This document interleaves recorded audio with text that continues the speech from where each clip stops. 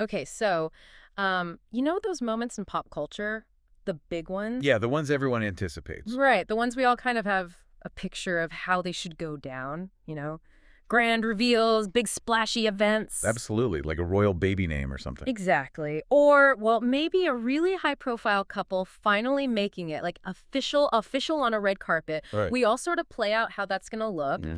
And, I mean, for Taylor Swift and Travis Kelce, the buzz has just been constant, hasn't it, since last summer? Oh, relentless. So many of us, I bet, we pictured their first red carpet walk as, something epic. Maybe Yeah. the Met Gala, all those lights. Or the Grammys, perhaps. Yeah, something really cinematic. But how it actually happened was, well, completely different. Totally different. And honestly, for them, maybe more fitting, arguably. Well, that's what's so interesting, isn't it? How the reality just completely sidestepped those, like, Hollywood script expectations. Yep. So our deep dive today, it's really looking at this through an article from The Hollywood Reporter. It details this recent pre-casual red carpet debut. Okay.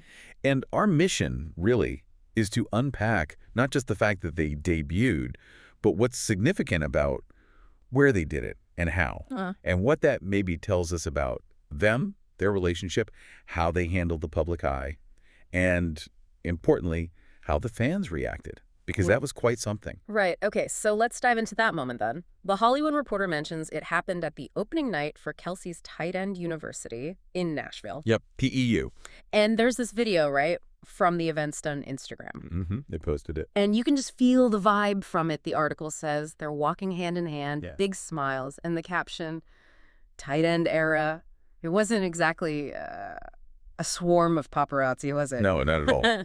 And that's really the core of it, I think. It's not just, oh, they want privacy. It's actually quite a smart move. Oh. Well, it sort of subtly changes the definition of what a celebrity debut even looks like now in 2024. Okay. By picking Tight End University, they're not just dodging the usual media frenzy. Right. They're actively kind of shaping their image as, authentic, maybe more grounded, focused on personal passions, not just... Disclaimer. Exactly, not just glitz. And the article even notes there's a photo of them with the other TEU founders, George Kittle, Greg Olson, and their partners. Ah, okay. Which makes it feel much more like a personal gathering, collaborative, not a show put on for the media. So it lets them control things more. Totally.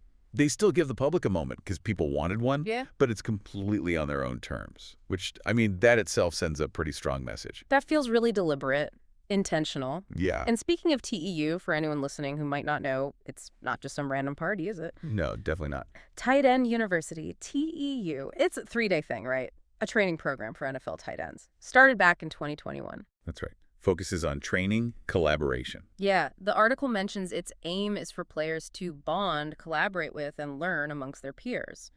Film study, drills, recovery, all that stuff. So very much a professional space for Travis. Right. And personal, too, obviously. But I wonder, could some people still see this casual debut as, well, still a calculated PR move, given who they are? That's a fair point. How do you tell it apart from other celeb things designed to look authentic but maybe aren't? Yeah, it's a good question.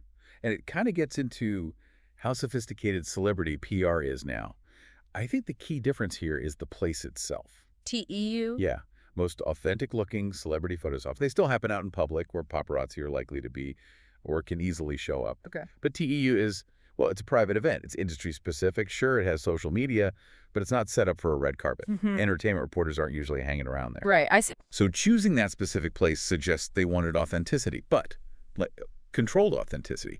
They share the moment, yes, but on their turf, among peers, not under the usual chaotic spotlight. It's like saying this is important to us, not just here's something for you, the public. That makes a lot of sense. So, okay, fans have waited a long time for this. What, nearly 2 years? Since summer 2023 when the rumors started? Yeah, about that long. And we've seen them supporting each other very publicly, haven't we? Taylor at Chiefs games, Travis at the Eras Tour. Absolutely. Very visible support. So what does picking TEU for the official red carpet thing really signal then? Is it just about privacy or is there something deeper? I think it signals a very conscious adjustment of how celebrity power works. For years, the expectation, right, was that a couple this famous would have to do the big Faki debut. Yeah, like it was owed. Exactly. Industry event, major award show. By picking TEU, they're basically saying, We decide what official means for us. I mean, the article does mention their schedules are crazy busy, which makes hitting standard red carpets tough. Sure. But this feels less like, oh, well, we couldn't make the Grammys, and more like a deliberate choice. Yeah. A statement. Okay. It kind of flips the power dynamic. The world was waiting, sure, but they delivered the moment on a stage they picked. One that actually means something in their real lives, both personal and professional. It's about control, really, in a world that constantly tries to take it away from people like them. You know, it's funny. For all the buildup and everyone guessing, Well, this debut just felt very them. Does that make sense? totally. And the fan reaction that the Hollywood Reporter highlighted, it's brilliant because it kind of confirms that feeling. Yeah, the comments were great. Like this one user wrote, and I love this, the red carpet moment that the world has waited on for 2 years happened at TEU. I kind of love this. Met Gala, Grammys, hell no, we're doing TEU. And another one just said, this, as their first red carpet appearance, is kind of perfect. So why? Why do you think fans loved this unconventional choice so much? Well, I think it boils down to appreciating the authenticity, maybe. And also recognizing how clever it was strategically.